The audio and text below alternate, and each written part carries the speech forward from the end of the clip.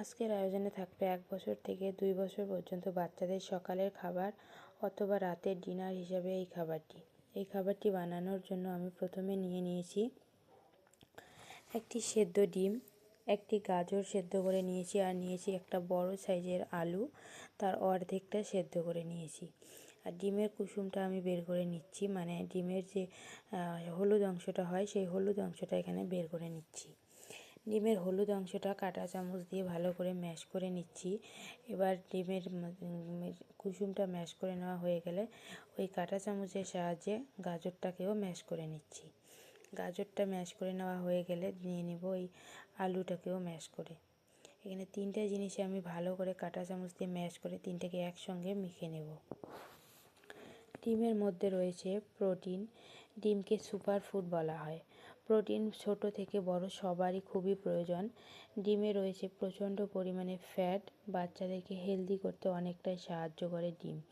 ডিমে রয়েছে vitamin A, যা বাচ্চাদের দৃষ্টিশক্তি উন্নতি করে। ডিমে রয়েছে ভিটামিন ডি বা ভিটামিন ই।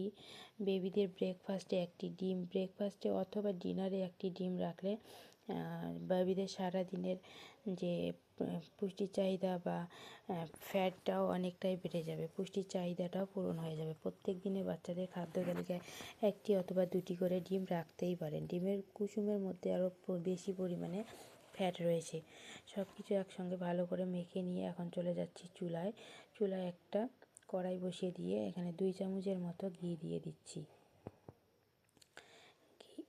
এখন দিয়ে দিচ্ছি 1 চামচের মতো পেঁয়াজ কুচি আর 2 কোয়া রসুন কুচি করে কেটে নিয়েছি রসুনগুলো। এখন এগুলোর সঙ্গে দিয়ে দেব সামান্য পরিমাণে গোটা জিরে। এগুলো এখন আমি লাল লাল করে ভেজে নেব। আর তার আগে এখানে একটা এলাচ দিয়ে নিচ্ছি, তাহলে কী হবে, বাচ্চাদের খুব সুন্দর একটা ফ্লেভার আসবে আর বাচ্চারা খেতে চাইবে, খুব সুন্দরভাবে বাচ্চাগুলো খেতে চাইবে। এই খাবারটা তোমরা বাচ্চাদের সকালেও খাওয়াইতে পারো অথবা রাতেও ডিনার হিসাবে খাওয়াতে পারো। প্রচণ্ড হেলদি করতে সাহায্য করবে এই খাবারটি। তো পেঁয়াজগুলো লাল লাল করে ভেজে নেওয়া হয়ে গেছে। এখন মেখে নেওয়া ডিমের কুসুম, আলু আর গাজরটাকে সেগুলো এখন দিয়ে দিচ্ছি। এগুলো আমি হালকা আঁচে 1 থেকে 2 মিনিটের মতো ভেজে নেব। তারপর এখানে আমি পানি অ্যাড করব।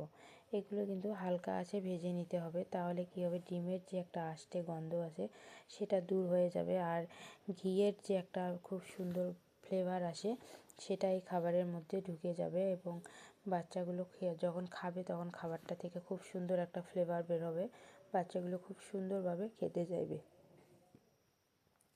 তো এটাকে হালকা করে ভেজে নিয়েছি। এখন দিয়ে দিচ্ছি পর্যাপ্ত পরিমাণে নর্মাল বিশুদ্ধ খাবার পানি দিয়ে এটাকে এখন এই অনেক সময় দেখতেই পাচ্ছেন খাবারগুলো একটু দলা বেঁকিয়ে গেছে, তো খাবারগুলো আমি চামচের সাহায্যে খুন্তির সাহায্যে দলাগুলো ভেঙে দিচ্ছি।